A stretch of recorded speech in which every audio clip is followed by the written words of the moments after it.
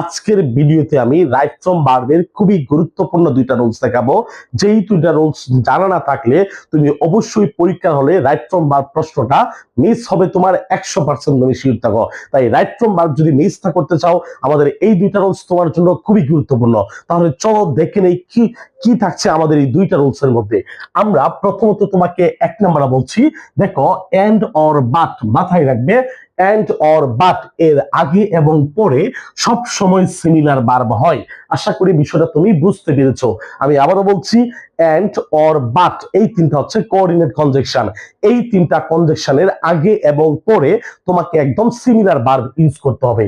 দুই নাম্বার রুলসে তোমাকে বলছি, দেখো recently, lately, yet, ever, already, by this time, meanwhile এই শব্দগুলোর পরে গ্যাপ থাকলে তোমাকে উত্তরে হ্যাভ অথবা হ্যাজ প্লাস নিতে হবে ভার্বের 3 নাম্বার ফর্ম। আশা করি বিষয়টা তোমাকে বুঝাতে পেরেছি। আমি আবারও বলছি, এন্ড অর বাট এর আগে এবং পরে একই ভার্ব বসে। এছাড়াও recently, lately, yet, ever, already, by this time, meanwhile এই ওয়ার্ডগুলোর পরে গ্যাপ থাকলে উত্তরে তোমাকে হ্যাভ অথবা হ্যাজ প্লাস ভার্বের 3 নাম্বার ফর্ম তোমাকে ইউজ করতে হবে। তাহলে চলো আমরা দুটো উদাহরণ দেখে নেই। এখানে বলা আছে, they started thinking of nurse and bring. তুমি একটু ক্লিয়ার করে দেখো, এখানে বলা আছে নার্স, তারপরে বলা আছে এন্ড, তারপরে বলা আছে ব্রিং। কিন্তু আমরা জানি এন্ড এর আগেরটা যা হয় এন্ড এর পরেরটাও তা হয়। এখন সবচেয়ে কনফিউশনের জায়গাটা হচ্ছে এন্ড এর আগেও গিয়ে পরেও গেপ। তাহলে আমরা আগে এই প্রশ্নটা সলভ করব। এই প্রশ্ন সলভের জন্য দেখো গ্যাপের আগে প্রিপোজিশন অফ আছে। আমরা জানি প্রিপোজিশনের পরে গ্যাপ থাকলে ভার্বের সাথে আইএনজি বসে। এই রিলেটেড আমাদের এর আগের ভিডিও আপলোড করা আছে, তোমরা অবশ্যই দেখে আসবে। প্রিপোজিশনের পরে গ্যাপ থাকলে ভার্বের সাথে আইএনজি বসে। তাহলে নার্সের উত্তর হবে আমাদের কাছে নার্সিং।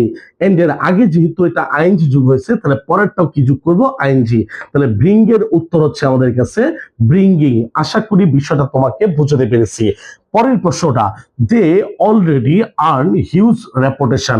আমরা জানি অলরেডির পরে গ্যাপ থাকলে উত্তরে হ্যাভ অথবা হ্যাজ প্লাস কি হবে?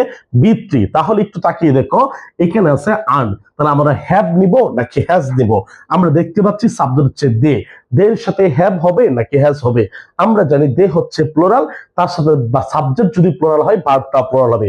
সো উত্তর হবে এখানে হ্যাভ, তারপরে আর্নড বি3 হচ্ছে আর্নড। আর্নড। আশা করি বিষয়টা তোমাকে বোঝাতে পেরেছি। আমাদের এই দুইটা রুলস খুবই গুরুত্বপূর্ণ। এই দুইটা রুলস তোমার যদি জানা থাকে, এখান থেকে অবশ্যই প্রশ্ন হবে আর তুমি অবশ্যই সমাধান করতে পারবে। এছাড়াও আমরা প্রতিনিয়ত বিভিন্ন টপিকের ভিডিও আপলোড করছি। তুমি এসএসসি বা এইচএসসি যেই লেভেলের স্টুডেন্ট হও না কেন, তোমার সমস্যা আমাদেরকে জানিয়ে যাবে। আমরা তোমার চাহিদা অনুযায়ী ভিডিও দেওয়ার চেষ্টা করব। সেই পর্যন্ত ভালো থাকবে। আসসালামু আলাইকুম।